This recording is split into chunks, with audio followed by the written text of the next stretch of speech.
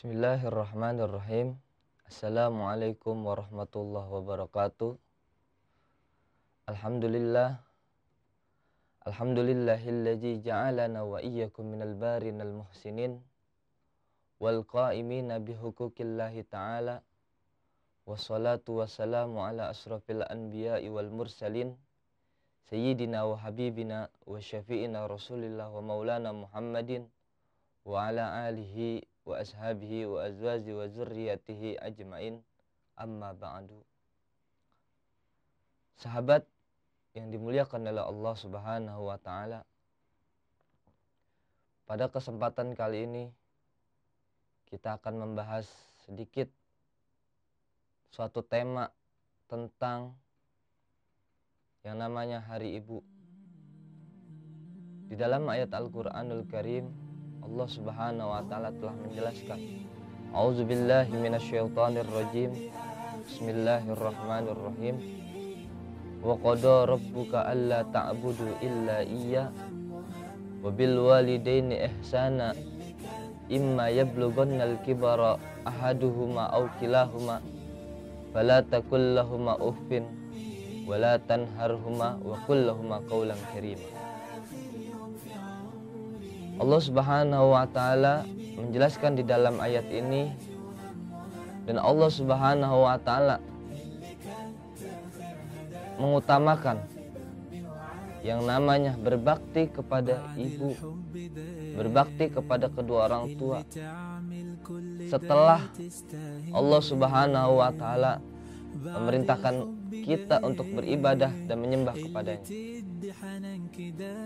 Yang pertama, wa qada rabbuka alla ta'budu illa iyyah. Di situ Allah menjelaskan bahwasanya janganlah kalian menyembah kepada Tuhan selain Allah.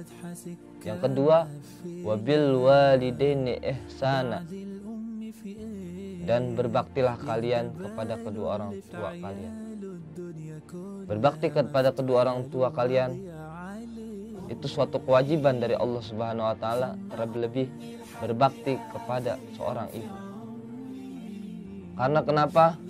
Di dalam hadis Nabi Shallallahu alaihi wasallam, beliau menjelaskan dan beliau bersabda bahwasanya wala Rasulullah Shallallahu alaihi wasallam ridallahu fi ridha walidain wa sukhtullahi fi sakhatihima. Bahwasanya yang mana artinya keridhoannya Allah Subhanahu wa ta'ala itu terletak di dalam keridhoan kedua orang tua, dan murkanya Allah Subhanahu wa ta'ala itu terletak dan terdapat di dalam kemurkaan kedua orang tua pula.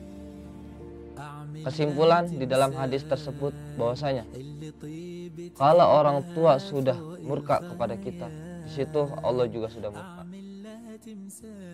Kalau orang tua kita sudah ridho akan segala apa-apa yang kita lakukan, di situ Allah Subhanahu wa ta'ala juga meridhoi segala apa-apa perkara yang telah kita lakukan.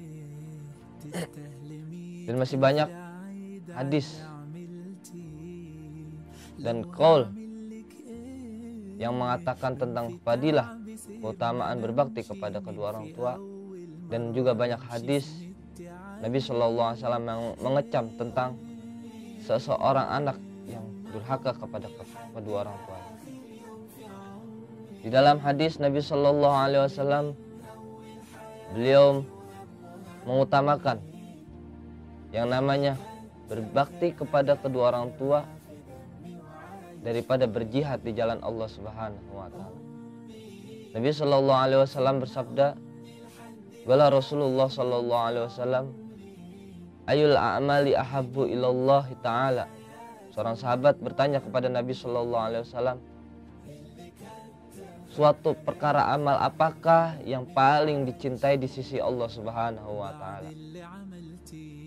Kemudian Nabi Shallallahu alaihi wasallam menjawab, as-salatu ala waqtiha, yaitu salat ketika tiba waktunya.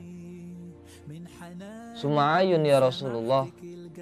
Kemudian sahabat tersebut bertanya lagi kepada Nabi besar Muhammad Shallallahu alaihi wasallam, kemudian setelah itu apa lagi yang lebih dicintai oleh Allah Subhanahu wa ta'ala? Qala birrul walidain. Nabi Shallallahu alaihi wasallam bersabda, berbakti kepada kedua orang tua. Summa ayun qala al jihadu fisabilillah. Bisa kita ketahui bahwasanya berjihad di jalan Allah itu masih kalah level keutamaannya dibandingkan dengan berbakti kepada kedua orang tua. Bagaimana tidak? Karena suatu kebaktian kepada orang tua itu suatu kewajiban yang Allah telah tetapkan di dalam ayat Al-Qur'annya. Dan Allah telah wajibkan untuk seluruh orang berbakti kepada kedua orang tuanya, terutama kepada ibu. Karena kenapa? Bisa kita pikirkan dan bisa kita tadaburi bahwasanya letih, capek, rasa sakit yang telah dirasakan dan ditanggung oleh seorang ibu itu lebih besar untuk kasih sayang kepada seorang anak. Dari awal mereka mengandung selama 9 bulan 10 hari, membawa beban yang sangat berat kemana-mana mereka pergi, menahan rasa sakit. Ketika mereka melahirkan anak putra putri mereka, dan menahan rasa letih dan capek ketika menyusui dan membesarkan kepada putra putri mereka. Karena itulah beban daripada seorang ibu Allah jadikan keutamaan bagi mereka, bagi para ibu-ibu yang berada di seluruh dunia ini. Ada sebuah cerita bahwasanya dahulu Nabi Allah Musa alaihissalam ketika berada di sebuah bukit, dan beliau Nabi Allah Musa alaihissalam bermukalamah kepada zatnya Allah SWT melalui perantara sebuah cahaya yang Allah utus untuk menyampaikan wahyu Allah SWT kepada Nabi Allah Musa. Bahwasanya Nabi Allah Musa bertanya kepada Allah SWT, "Ya Rabb, tunjukkanlah kepadaku siapakah nanti yang akan menjadi temanku di alam surga sana." Lalu Allah Subhanahu wa taala berkata kepada Nabi Allah Musa alaihissalam, "Wahai Musa, nanti ada seorang pemuda yang akan melewati sebuah bukit ini, dan dialah yang akan menjadi seorang temanmu di alam surga nanti." Lalu Nabi Allah Musa alaihissalam menunggu beberapa waktu, dan ketika itu lewatlah seorang pemuda yang melewati sebuah bukit tersebut. Setelah itu Nabi Allah Musa mengikuti si pemuda tersebut kemana dia akan pergi. Kemudian ketika sudah sampai di suatu rumah, si pemuda tersebut masuk ke dalam rumah tersebut. Nabi Allah Musa alaihissalam menunggu dan melihat ke dalam rumah tersebut bahwasanya seorang pemuda tersebut sedang berada bersama seorang wanita yang sudah tua renta. Dilihat oleh Nabi Allah Musa bahwasanya si pemuda tersebut sedang menyuapi kepada wanita tua renta tersebut. Si pemuda tersebut sedang memandikan si wanita yang tua renta tersebut dan memberikan kasih sayangnya kepada si tua renta tersebut dengan penuh kasih sayang. Lalu Nabi Allah Musa alaihissalam mengucapkan salam dan masuk ke dalam rumah tersebut, seraya berkata kepada pemuda tersebut, "Wahai pemuda, siapakah wanita tua renta ini?" Lalu si pemuda tersebut menjawab, "Ini adalah ibuku yang aku rawat dan aku beri kasih sayangku seluruhnya kepadanya."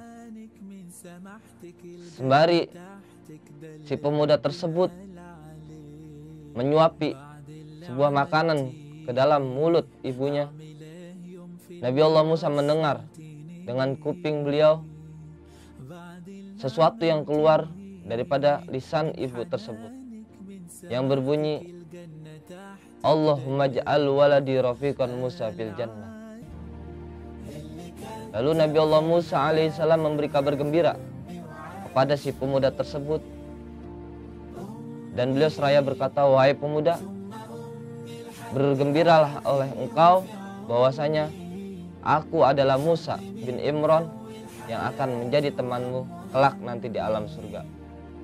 Karena berkat berbaktimu kepada seorang ibumu, dan inilah balasanmu dari Allah Subhanahu wa taala, akan menjadi temanku di alam surga sana. Masya Allah. Bisa kita ambil kesimpulan daripada cerita tersebut bahwasanya orang yang berbakti kepada kedua orang tuanya, terlebih kepada seorang ibu, bahwasanya Allah telah menyiapkan alam surga akan ditempatkan bagi orang yang mau berbakti kepada kedua orang tuanya, terutama kepada ibunya. Di dalam hadis yang lain, Nabi Shallallahu Alaihi Wasallam beliau berkata, "Qala Rasulullah Shallallahu Alaihi Wasallam, man tarakat du'a lil walidayhi fata'allahu rizqah." Bahwasanya barang siapa yang meninggalkan sebuah doa untuk kedua orang tuanya, maka Allah akan putuskan rezekinya di alam dunia dan di alam akhirat. Itu kecaman bagi orang yang meninggalkan doa untuk kedua orang tuanya, meskipun masih hidup ataupun sudah meninggal.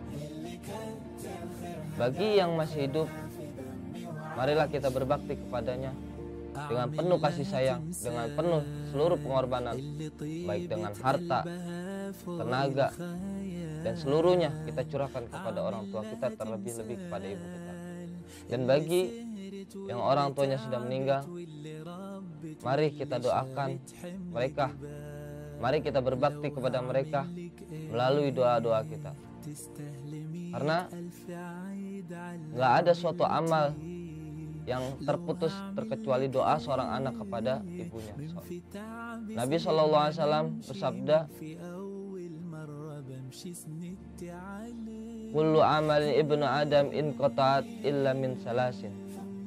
Segala perkara amal-amal anak Adam ataupun manusia itu akan terputus ketika dia meninggal, terkecuali 3 amal ini. Yang pertama, shadaqatun jariyatun, sebuah sedekah jariyah.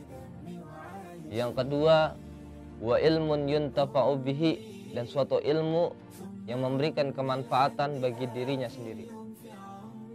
Yang ketiga, wa waladun saleh yad'u lahu, dan seorang anak yang soleh yang dia berbakti dengan cara mendoakan kepada kedua orang tuanya. Itulah sebuah amal yang tidak akan terputus. Jadi tidak ada doa yang kita salurkan kepada orang tua kita itu tidak diterima. Segala doa yang kita salurkan untuk mereka, dari mereka hidup dan mereka meninggal, itu semuanya sampai kepada mereka. Dan masih banyak cara untuk kita berbakti kepada orang tua kita walaupun mereka sudah meninggal. Dengan cara bersedekah kepada orang-orang yang masih hidup, diniatkan untuk pahalanya untuk kedua orang tua kita, untuk ibu kita, dan untuk bapak kita. Dan bagi saya, Hari Ibu bukan hanya pada tanggal 22 Desember saja.